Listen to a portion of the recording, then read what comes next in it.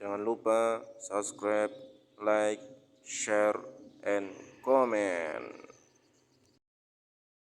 Kita sama mendoakan semoga yang mendirikan Ma'had Al-Askar, yang memperjuangkannya, yang mengurusnya, wabil khusus keluarga besar akhina Al-Fadil Syekh Fahmi bin Abdul Qadir Al-Askar hafidhahullah ta'ala wa ra'ah, senantiasa mendapatkan limpahan rahmat dan barakah dari Allah subhanahu wa ta'ala.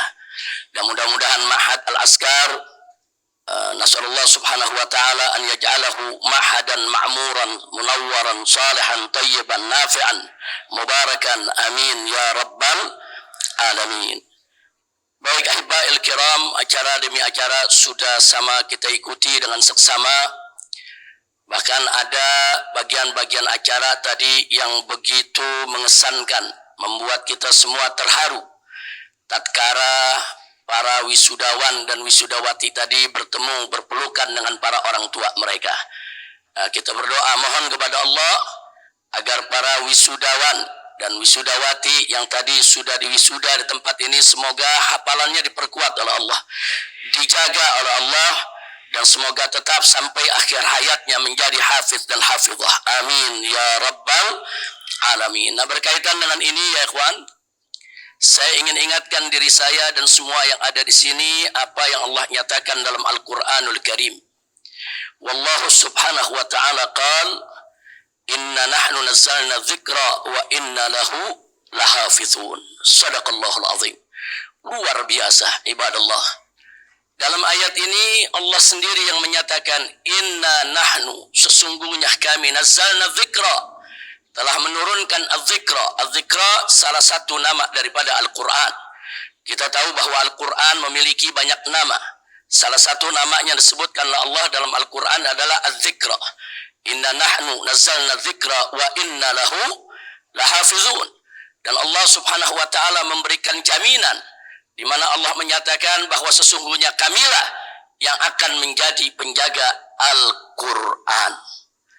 Bagian pertama yang ingin sama kita kaji pada kesempatan yang singkat ini, saudara, kenapa di awal ayat ini Allah memilih kata nahnu, inna nahnu.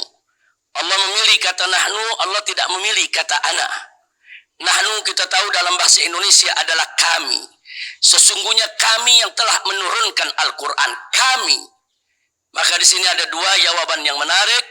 Yang pertama, bahwa lafaz nahnu fil lughatil arabiyyah ini biasa digunakan li ta'zim, untuk menunjukkan keagungan Allah subhanahu wa ta'ala.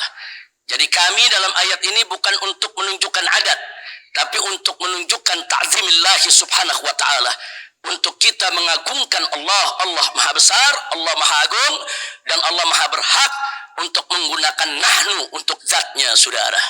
Itu yang pertama.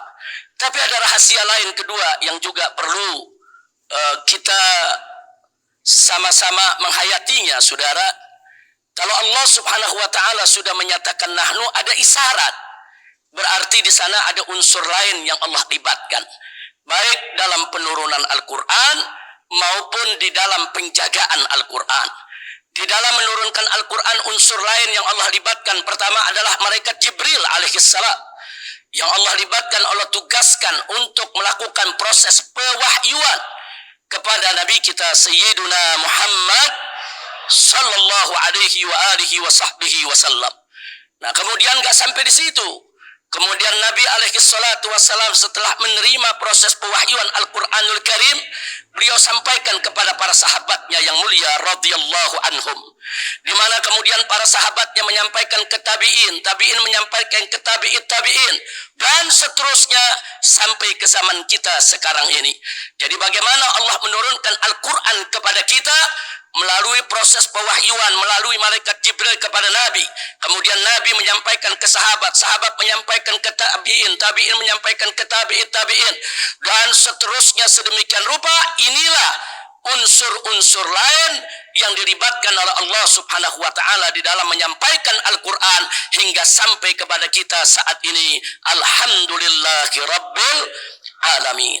Nah, bagian berikutnya adalah ternyata dilibatkan oleh Allah subhanahu wa ta'ala ini bukan hanya dalam soal penurunan Al-Quran,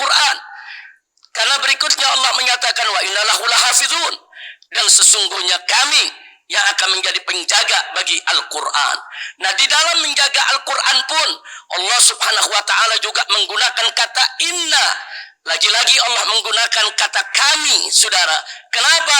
Karena ternyata di dalam menjaga Al-Quran Allah juga melibatkan unsur-unsur lain.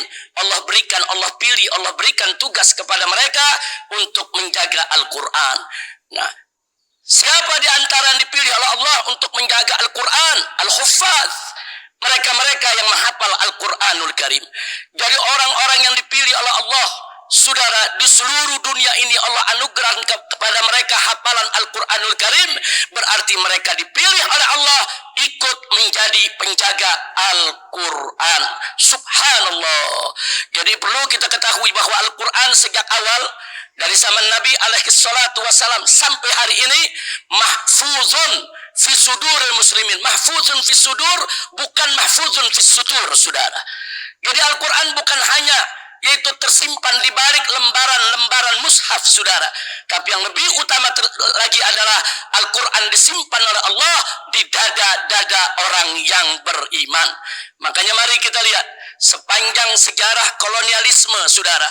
Tatkala negara-negara barat melakukan gelombang penyerangan terhadap negeri-negeri Islam, yang pertama mereka sita, kumpulkan dan bakar adalah mushaf Al-Quran di berbagai negeri. Ya, mereka menginginkan tatkala mushaf Al-Quran itu dibakar di berbagai negeri, maka Al-Quran akan hilang dari tengah umat Islam.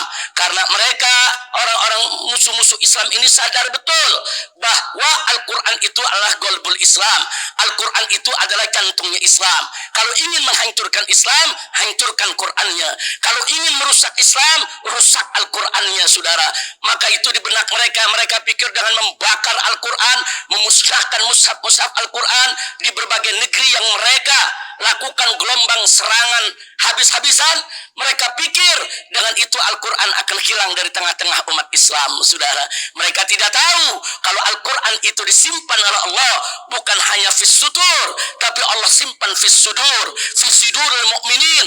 Allah simpan di dada, di jiwa daripada orang-orang yang beriman. Jutaan mushaf mereka bakar, tapi ternyata Al-Quran tetap tidak hilang. Kenapa? Al-Quran terjaga dalam hafalan umat Islam. Al-Quran terjaga dalam dada umat Islam. Al-Quran terjaga dalam jiwa-jiwa umat Islam yang tersebar di seluruh dunia. Sehingga begitu satu mushaf dibakar, besok umat Islam bisa membuat mushaf yang lainnya. Begitu 1 juta mushaf dibakar, besok umat Islam bisa mencetak, menulis kembali, yaitu mushaf Al-Quran yang berasal dari hafalan mereka yang dianugerahkan oleh Allah subhanahu wa ta'ala.